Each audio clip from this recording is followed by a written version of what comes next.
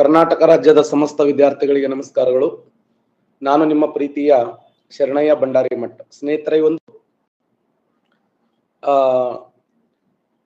ತಮ್ಮೆಲ್ಲರ ನಿರೀಕ್ಷೆಯಂತೆ ಅನ್ academy close ಆದ ನಂತರ ಏನಾಗುತ್ತೆ ಅನ್ನೋ ಒಂದು ಸಾಕಷ್ಟು ಜನರ ಅಭಿಪ್ರಾಯಗಳಿದ್ದು, ತಾವು ನಿರೀಕ್ಷೆ ಮಾಡಿದ ಹಾಗೆ IG ಆಪ್ ಮೂಲಕ ನಾವು ನಿಮಗೆ ಅತ್ಯುತ್ತಮವಾಗಿರುವಂತಹ ಕ್ಲಾಸ್ಗಳನ್ನು ಕೊಡುವಂತ ಪ್ರಯತ್ನವನ್ನ ಮಾಡ್ತೇವೆ. ನನ್ನ ಧ್ವನಿ ಕೇಳಿಸ್ತಾ ಇದೆಯಲ್ಲ? ಸ್ಪಷ್ಟವಾಗಿ ಧ್ವನಿ ಕೇಳಿಸ್ತಾ ಇದೆಯಲ್ಲ?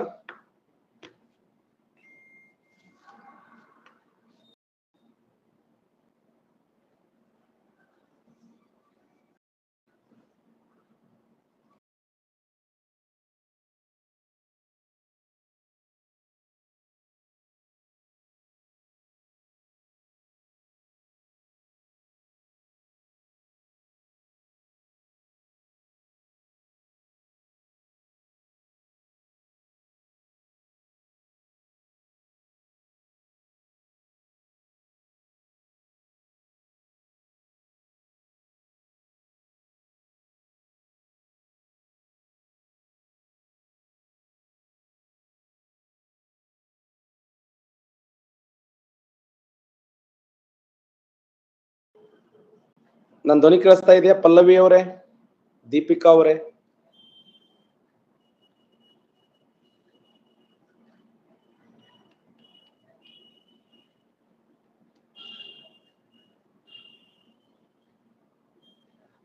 ಆನಂದ್ ಅವರೇ ನಮಸ್ತೆ.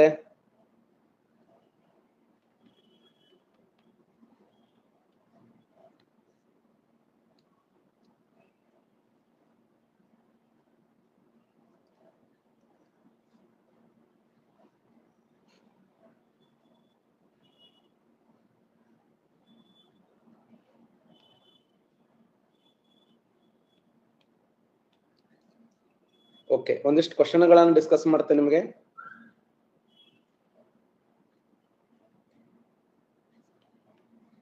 ಹದಿಮೂರು ಉತ್ತರ ಅಕ್ಷಾಂಶ, 14 ಉತ್ತರ ಅಕ್ಷಾಂಶ, 15 ಉತ್ತರ ಅಕ್ಷಾಂಶ, 16 ಉತ್ತರ ಅಕ್ಷಾಂಶ. ಈ ಕೆಳಗಿನ ಯಾವ ಅಕ್ಷಾಂಶವು ಮಂಗಳೂರು ಹಾಗೂ ಬೆಂಗಳೂರುಗಳ ಮೇಲೆ ಹಾದು ಹೋಗಿದೆ? ಮಂಗಳೂರು ಹಾಗೂ ಬೆಂಗಳೂರುಗಳ ಮೇಲೆ ಹಾದು ಹೋದ ಅಕ್ಷಾಂಶ ಯಾವುದು?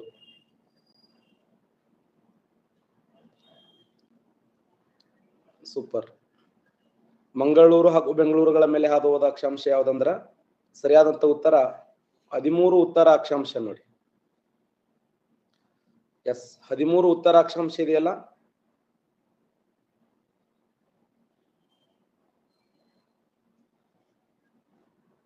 ಈ ಕೇಳಿಸ್ತಾ ಇದೆಯಲ್ಲ ದೀಪಕ್ ಅವರೇ?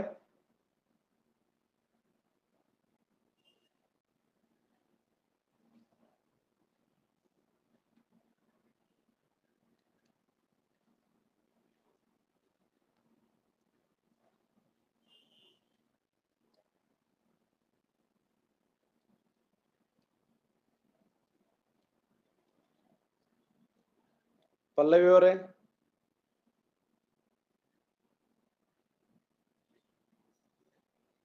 ನನ್ನ ಧ್ವನಿ ಕೇಳಿಸ್ತಾ ಇದೆ ನಿಮ್ಗೆ?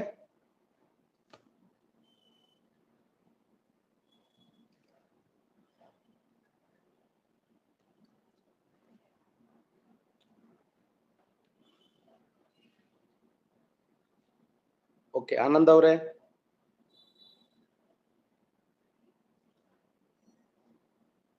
ಸುನೀಲ್ ಅವರೇ,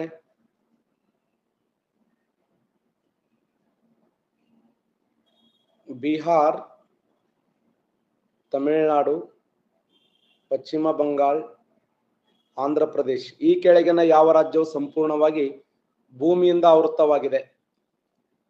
ಈ ಕೆಳಗಿನ ಯಾವ ರಾಜ್ಯವು ಸಂಪೂರ್ಣವಾಗಿ ಭೂಮಿಯಿಂದ ಆವೃತವಾಗಿದೆ? ಭೂಮಿಯಿಂದ ಆವೃತವಾದಂತ ರಾಜ್ಯ ಯಾವುದು?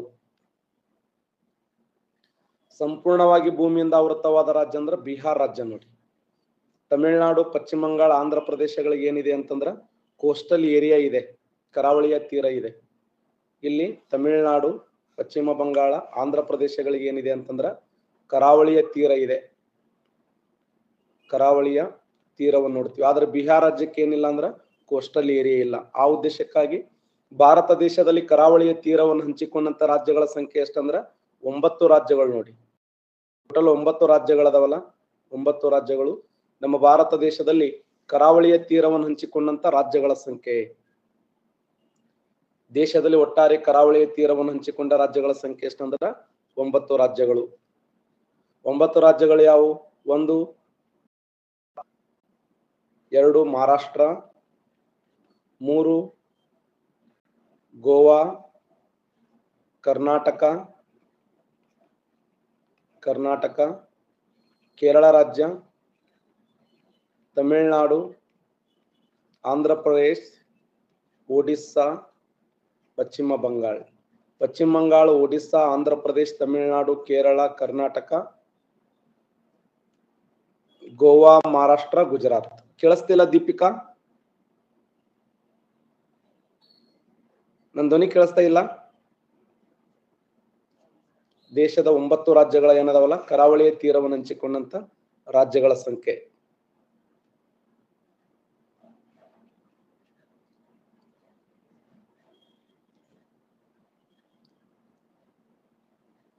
ನೆಕ್ಸ್ಟ್,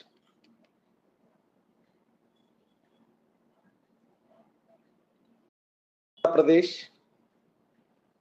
ಬಿಹಾರ, ಜಾರ್ಖಂಡ್, ಕರ್ನಾಟಕ. ಈ ಕೆಳಗಿನ ಯಾವ ರಾಜ್ಯವು ಸಂಪೂರ್ಣವಾಗಿ ಭೂಮಿಯಿಂದ ಆವೃತವಾಗಿಲ್ಲ? ಈ ಕೆಳಗಿನ ಯಾವ ರಾಜ್ಯವು ಸಂಪೂರ್ಣವಾಗಿ ಭೂಮಿಯಿಂದ ಆವೃತವಾಗಿಲ್ಲ? ಈ ಕೆಳಗಿನ ಯಾವ ರಾಜ್ಯವು ಸಂಪೂರ್ಣವಾಗಿ ಭೂಮಿಯಿಂದ ಆವೃತವಾಗಿಲ್ಲ ಅಂದ್ರ ಕರ್ನಾಟಕ ರಾಜ್ಯ. ಮೀನ್ಸ್ ಕರ್ನಾಟಕ ರಾಜ್ಯಕ್ಕೆ ಏನಿದೆ ಅಂದ್ರ ಕೋಸ್ಟಲ್ ಏರಿಯಾ ಇದೆ ಅಂತ ಅರ್ಥ. ಕರಾವಳಿಯ ತೀರವನ್ನ ಹಂಚಿಕೊಂಡಿದೆ ಅಂತ ಇದರ ಮೀನಿಂಗ್. ಕರೆಕ್ಟಾ? ಹಾಗಾದ್ರೆ ಉತ್ತರ ಪ್ರದೇಶ ಆಗಿರಬಹುದು, ಬಿಹಾರ್ ಆಗಿರಬಹುದು, ಜಾರ್ಖಂಡ್ ಆಗಿರಬಹುದು, ಇವುಗಳಿಗೆ ಕರಾವಳಿಯ ಸಂಪೂರ್ಣವಾಗಿ ಭೂಮಿಯಿಂದ ಆವೃತವಾಗಿರುವಂತಹ ರಾಜ್ಯಗಳೆಲ್ಲ ಇವು. ಉತ್ತರ ಪ್ರದೇಶ್, ಬಿಹಾರ್, ಜಾರ್ಖಂಡ್. ಓಕೆ.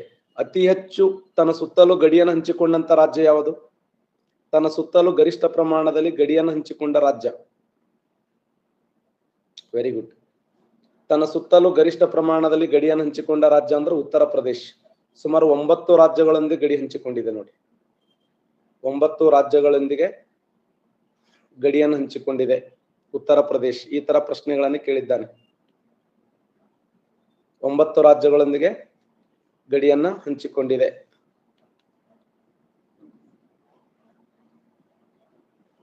ಕಪ್ಪು ಮಣ್ಣು, ಕೆಂಪು ಮಣ್ಣು, ಜಂಬೆಟ್ಟಿಗೆಯ ಮಣ್ಣು, ಮೆಕ್ಕಲು ಮಣ್ಣು. ಯಾವ ಮಣ್ಣನ್ನ ನದಿ ಸಂಚಯನ ಮಣ್ಣು ಎಂದು ಕರೆಯುತ್ತಾರೆ?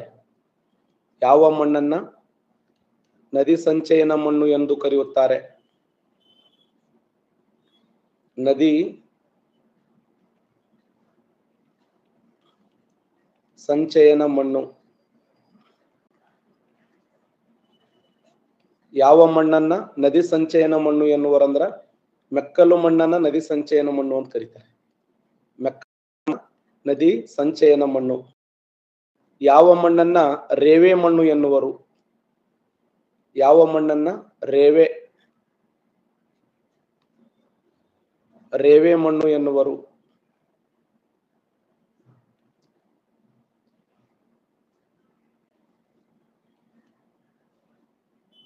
ಮೆಕ್ಕಲ ಮಣ್ಣನ್ನ ರೇವೆ ಮಣ್ಣು ಎನ್ನುವರು.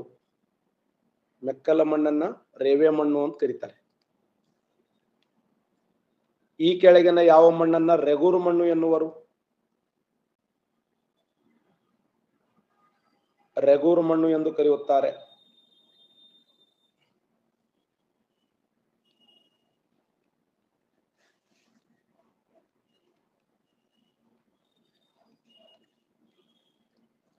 ಸೂಪರ್. ಸರಿಯಾದಂತ ಉತ್ತರ ಕಪ್ಪು ಮಣ್ಣು ನೋಡಿ. ಕಪ್ಪು ಮಣ್ಣನ್ನ ರೆಗೂರು ಮಣ್ಣು ಅಂತ ಕರೀತಾರೆ. ರೇವೆ ಮಣ್ಣು ಅಂದ್ರೆ ಮೆಕ್ಕಲು ಮಣ್ಣು, ರೆಗೂರು ಮಣ್ಣು ಅಂದ್ರೆ ಕಪ್ಪು ಮಣ್ಣು.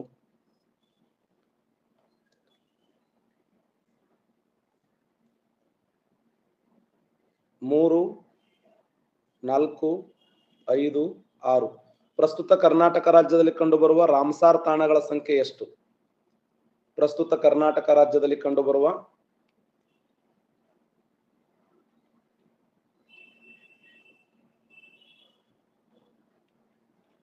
ರಾಮ್ಸಾರ್ ತಾಣಗಳ ಸಂಖ್ಯೆ ಎಷ್ಟು? ಪ್ರೆಸೆಂಟ್ ಕರ್ನಾಟಕ ರಾಜ್ಯದಲ್ಲಿ ಎಷ್ಟು ರಾಮ್ಸಾರ್ ತಾಣಗಳು? ಟೋಟಲ್ 4 ರಾಮ್ಸಾರ್ ತಾಣಗಳದಾವ. ಹೌದಲ್ಲೋ? ನಮ್ಮ ರಾಜ್ಯದ ಮೊದಲ ರಾಮ್ಸಾರ್ ತಾಣ ಯಾವುದು? ಕರ್ನಾಟಕ ರಾಜ್ಯದ ಮೊಟ್ಟ ಮೊದಲ ರಾಮ್ಸಾರ್ ತಾಣ ಯಾವುದು?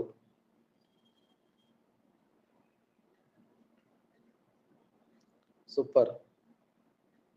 ನೀಲಾಂಜನ ಕರೆಕ್ಟ್ ಆನ್ಸರ್. ರಂಗನತಿಟ್ಟು ನೋಡಿ, ಮಂಡ್ಯ ಜಿಲ್ಲೆಯ ರಂಗನತಿಟ್ಟು. ಮಂಡ್ಯ ಜಿಲ್ಲೆಯ ರಂಗನತಿಟ್ಟು. ವಿಜಯನಗರ ಜಿಲ್ಲೆಯ ಅಂಕ ಸಮುದ್ರ ಅಂತ ಓದ್ತೀವಿ. ವಿಜಯನಗರ ಜಿಲ್ಲೆಯ ಅಂಕ ಸಮುದ್ರ. ಮತ್ತೆ ಉತ್ತರ ಕನ್ನಡ ಜಿಲ್ಲೆಯ ಅಗನಾಸಿನಿ. ಉತ್ತರ ಕನ್ನಡ ಜಿಲ್ಲೆಯ ಅಗನಾಸಿನಿ. ಮತ್ತೆ ಗದಗ ಜಿಲ್ಲೆಯ ಮಾಗಡಿ. ಪ್ರೆಸೆಂಟ್ ಕರ್ನಾಟಕ ರಾಜ್ಯದಲ್ಲಿ ಒಟ್ಟು ರಾಮ್ಸಾರ್ ತಾಣಗಳ ಸಂಖ್ಯೆ ಎಷ್ಟು ಅಂದ್ರ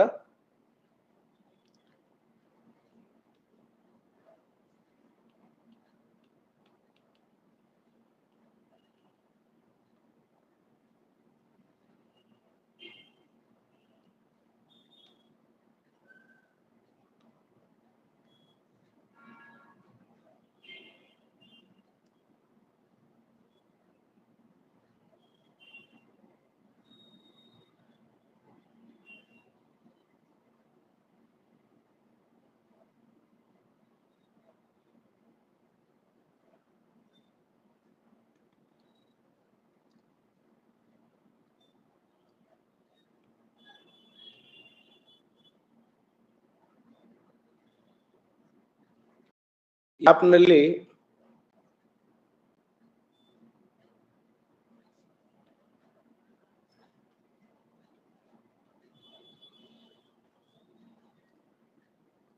ಎಷ್ಟು ರಾಜ್ಯಗಳಲ್ಲಿ ಈ ಒಂದು ಪಾಂಡಿಚೇರಿ ಹಂಚಿಕೆಯಾಗಿದೆ?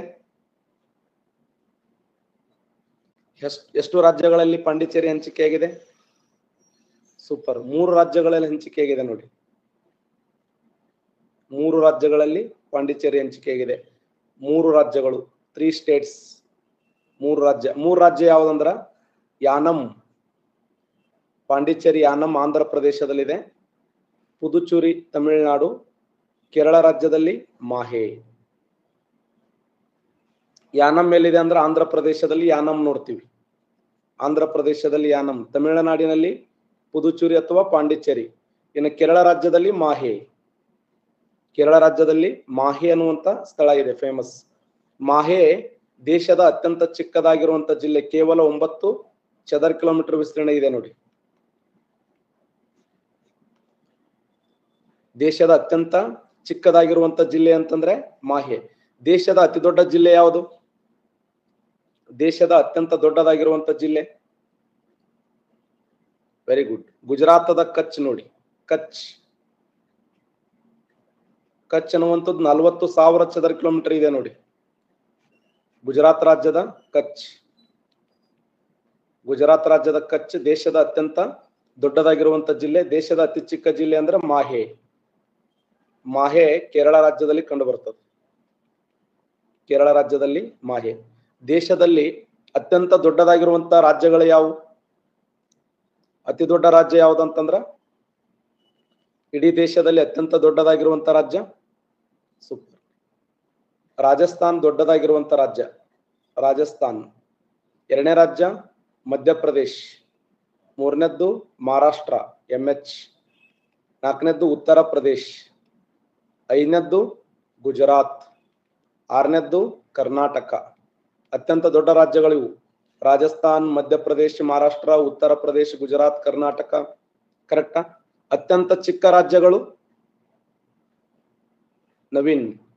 ದೇಶದ ಅತ್ಯಂತ ಚಿಕ್ಕ ರಾಜ್ಯಗಳು GST ನೋಡಿ. ಭಾರತ ದೇಶದಲ್ಲಿ ಅತ್ಯಂತ ಚಿಕ್ಕ ರಾಜ್ಯಗಳನ್ನ GST ಅಂದ್ರೆ ಯಾವುದು?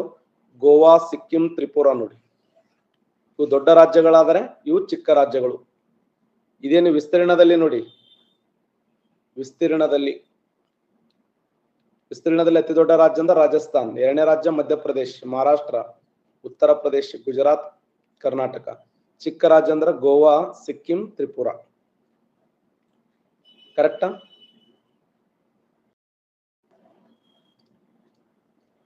ಎಲ್ಲರಿಗೂ ಧ್ವನಿ ಕೇಳಿಸ್ತಾ ಇದೆಯಲ್ಲ?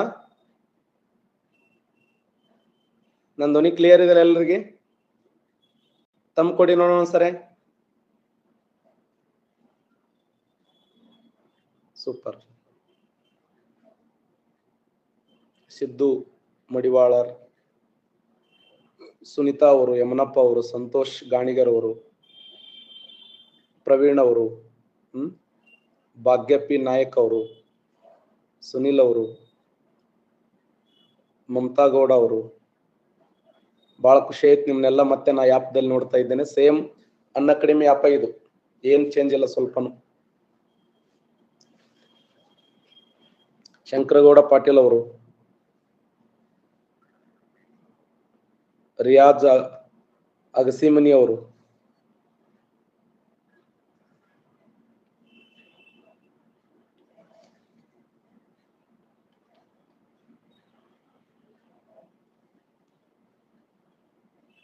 ಅಕ್ಷಯ್, ಕಕ್ಷೆ, ಅಕ್ಷಾಂಶ, ರೇಖಾಂಶ. ಭೂಮಿಯ ಮೇಲೆ ಸಮಯ ನಿರ್ಧಾರ ಮಾಡಲು ಉತ್ತರದಿಂದ ದಕ್ಷಿಣಕ್ಕೆಳೆದ ಕಾಲ್ಪನಿಕ. ಭೂಮಿಯ ಮೇಲೆ ಸಮಯವನ್ನು ನಿರ್ಧಾರ ಮಾಡಲು ಉತ್ತರದಿಂದ ದಕ್ಷಿಣಕ್ಕೆಳೆದ ಕಾಲ್ಪನಿಕ ರೇಖೆಗೆ. Super, excellent. ಭೂಮಿಯ ಮೇಲೆ ಸಮಯ ನಿರ್ಧಾರ ಮಾಡಲು ಉತ್ತರದಿಂದ ದಕ್ಷಿಣಕ್ಕೆಳೆದ ಕಾಲ್ಪನಿಕ ರೇಖೆಗೆ ಏನಂತ ಕರೀತಾರೆ ಅಂದ್ರೆ ರೇಖಾಂಶ ಅಂತ ಕರೀತಾರೆ. ಟೋಟಲ್ ಭೂಮಿಯ ಮೇಲೆ ಎಷ್ಟು ರೇಖಾಂಶಗಳದಾವಂದ್ರ ಒಟ್ಟು ರೇಖಾಂಶಗಳ ಸಂಖ್ಯೆ 360 ನೋಡಿ. 360 ಒಟ್ಟು ರೇಖಾಂಶಗಳ ಸಂಖ್ಯೆ. ಕರೆಕ್ಟಾ? ಹಾಗಾದ್ರೆ 82 ಪೂರ್ವ ರೇಖಾಂಶ, GMT, ಐಡಿಯಲ್ ಮೇಲಿನ ಯಾವುದೂ ಅಲ್ಲ. ಈ ಕೆಳಗಿನ ಯಾವ ರೇಖಾಂಶ ಭಾರತ ದೇಶದ ಸಮಯ ನಿರ್ಧಾರ ಮಾಡ್ತದೆ? ಭಾರತದ ಸಮಯ ನಿರ್ಧಾರ ಮಾಡುವಂತ ರೇಖಾಂಶ ಯಾವುದು?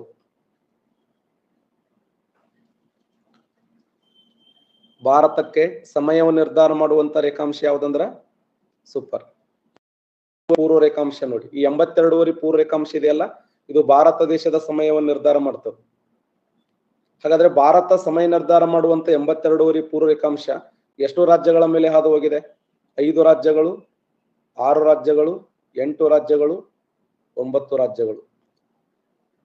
82 ಪೂರ್ವ ರೇಖಾಂಶ ಎಷ್ಟು ರಾಜ್ಯಗಳ ಮೇಲೆ ಹಾದು ಹೋಗಿದೆ?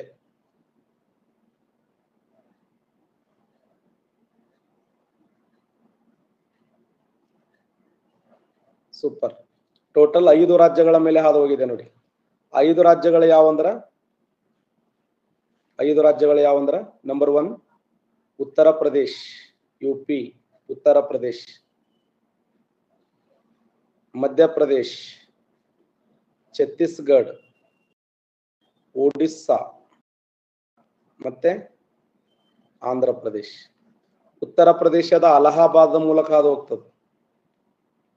ಉತ್ತರ ಪ್ರದೇಶದ ಅಲಹಾಬಾದ್ ಮೂಲಕ ಹಾದು ಹೋಗಿ UP, MP, CO, AP.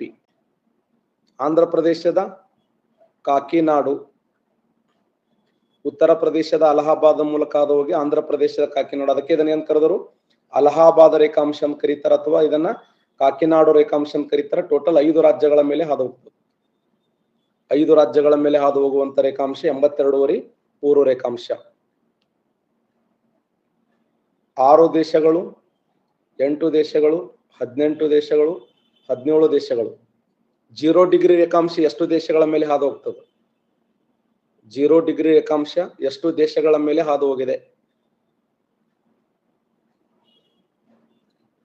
0 degree ರೇಖಾಂಶ ಇದೆಯಲ್ಲ, ಇದು ಎಷ್ಟು ದೇಶಗಳ ಮೇಲೆ ಹಾದು ಹೋಗಿದೆ ಅಂದ್ರೆ ಸೂಪರ್, ಸುಮಾರು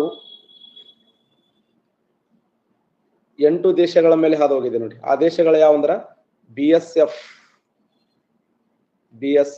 game in Togo. BSF game in Togo means Burkina Spain, France, Ghana, Algeria, Mali, England, Togo. 8 ಕಂಟ್ರಿಗಳು. Burkina Faso, Spain, France, Ghana, Algeria, Mali, England, Togo. BSF game in Togo ನೋಡಿ. ಕರೆಕ್ಟಾ?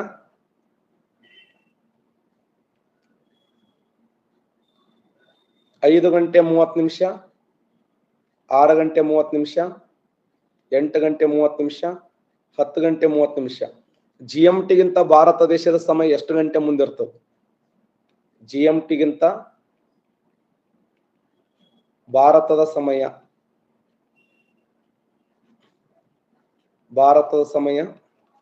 ಎಷ್ಟು ಗಂಟೆ ಮುಂದೆ ಇರುತ್ತದೆ?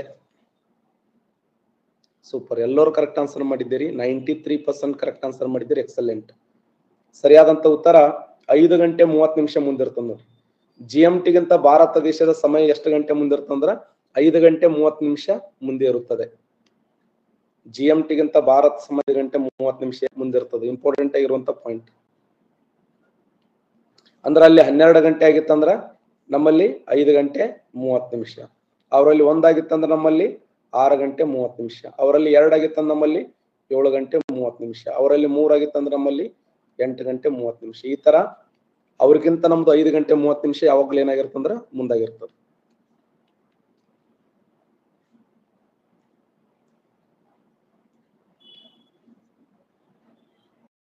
ರೇಖಾಂಶ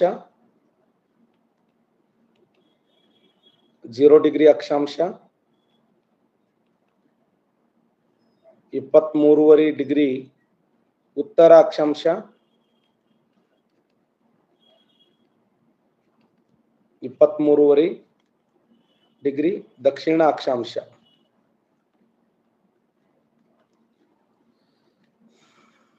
ಈ ಕೆಳಗಿನ ಯಾವುದನ್ನ ITCZ ಅಂತ ಕರೀತಾರೆ? ಈ ಕೆಳಗಿನ ಯಾವುದನ್ನ ITCZ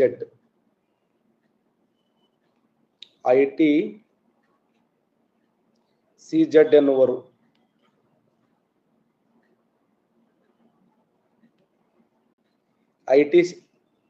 ITCZ ಅಂದ್ರೆ ಏನು?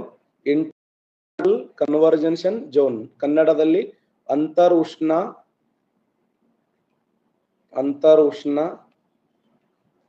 ಅಭಿಸರಣ ವಲಯ.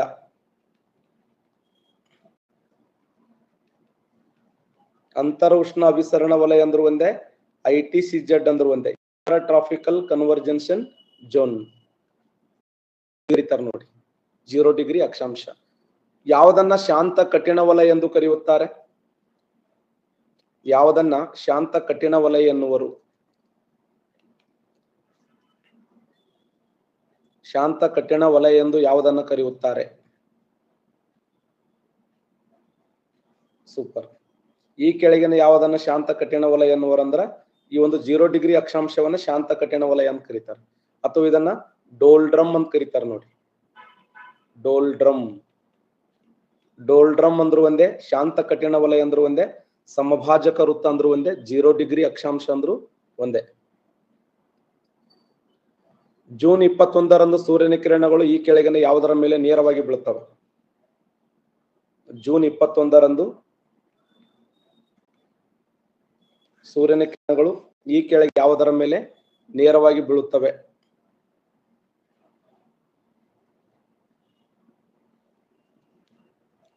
ಜೂನ್ 21 ಸೂರ್ಯನ ಕಿರಣಗಳು ಇಲ್ಲಿ 23.5 ಕರ್ಕಾಟಕ ಸಂಕ್ರಾಂತಿ ವೃತ್ತ ಅಂತ ಕರಿತೀವಿ. 23.5 ಉತ್ತರ ಅಕ್ಷಾಂಶ ಅಂದ್ರು ಒಂದೇ, 23.5 ಕರ್ಕಾಟಕ ಸಂಕ್ರಾಂತಿ ವೃತ್ತ ಅಂದ್ರು ಒಂದೇ. ಕರ್ಕಾಟಕ ಸಂಕ್ರಾಂತಿ ವೃತ್ತ ಅಂದ್ರು ಒಂದೇ. ವೃತ್ತ ಕರ್ಕಾಟಕ ಸಂಕ್ರಾಂತಿ ವೃತ್ತ ಅಂದ್ರು ಒಂದೇ, 23.5 ಅಕ್ಷಾಂಶ ಅಂದ್ರು ಒಂದೇ. Next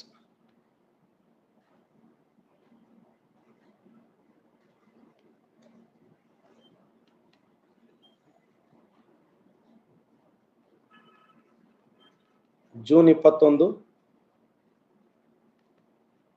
March 21, September 22, December 22. ಈ ಕೆಳಗಿನ ಯಾವ ದಿನವನ್ನ ಮಖರಾಯನ ಎಂದು ಕರೆಯುತ್ತಾರೆ? ಕೆಳಗಿನ ಯಾವ ದಿನವನ್ನ ಮಖರಾಯನ ಎನ್ನುವರು? ಕೆಳಗಿನ ಯಾವ ದಿನವನ್ನ ಮಕರಾಯನ ಎಂದು ಕರೆಯುತ್ತಾರೆ? ಮಕರಾಯನ ಎಂದು ಕರೆಯುತ್ತಾರೆ. ಸೂಪರ್. ಡಿಸೆಂಬರ್ 22 ಮಕರಾಯನ ಅಂತ ಕರೀತಾರೆ ನೋಡಿ. ಕರೆಕ್ಟ್. ಯಾವ ದಿನವನ್ನ ಕರ್ಕಾಯನ ಅಂತ ಕರೀತಾರ? ಅನಿಲ್ ಕುಮಾರ್ ಎನ್ನವರೇ, ಯಾವ ದಿನವನ್ನ ಕರ್ಕಾಯನ ಎನ್ನುವರು? ಸೂಪರ್. ಎ ರೈಟ್ ಆನ್ಸರ್ ನೋಡಿ. ಎ.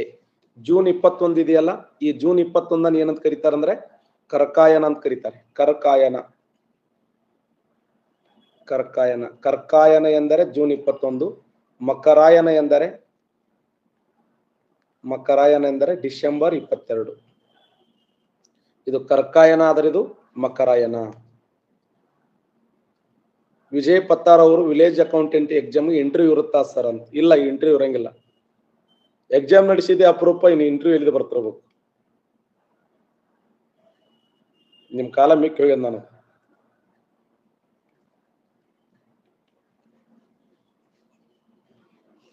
ಇವತ್ತು ಫಸ್ಟ್ ದಿನ ಆದ, ನಾ ಏನೂ ಮಾತಾಡಂಗಿಲ್ಲ ಹೆಚ್ಚಿಗೆ. ಇಷ್ಟು ಹೇಳಿ ನನ್ನ ಚಿಕ್ಕ ಭಾಷಣವನ್ನು ಮುಗಿಸ್ತೇನೆ. ನೆಕ್ಸ್ಟ್.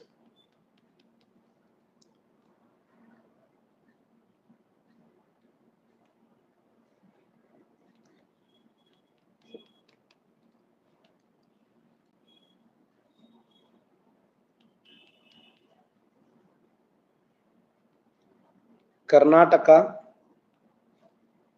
ಮಹಾರಾಷ್ಟ್ರ, ತಮಿಳುನಾಡು, ಆಂಧ್ರ ಪ್ರದೇಶ್. ಈ ಕೆಳಗಿನ ಯಾವ ರಾಜ್ಯದಲ್ಲಿ ತೋಡಬ ಎಂಬ ರಾಷ್ಟ್ರೀಯ ಉದ್ಯಾನವನ ಕಂಡುಬರುತ್ತದೆ?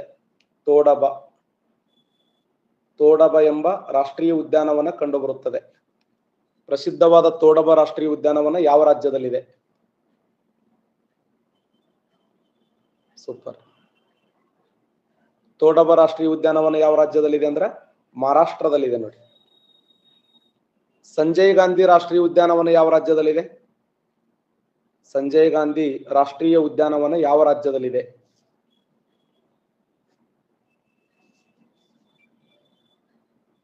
ಸಂಜಯ್ ಗಾಂಧಿ ರಾಷ್ಟ್ರೀಯ ಉದ್ಯಾನವನ ಮಹಾರಾಷ್ಟ್ರದಲ್ಲಿದೆ ನೋಡಿ. ಮಹಾರಾಷ್ಟ್ರ. ಓಕೆ.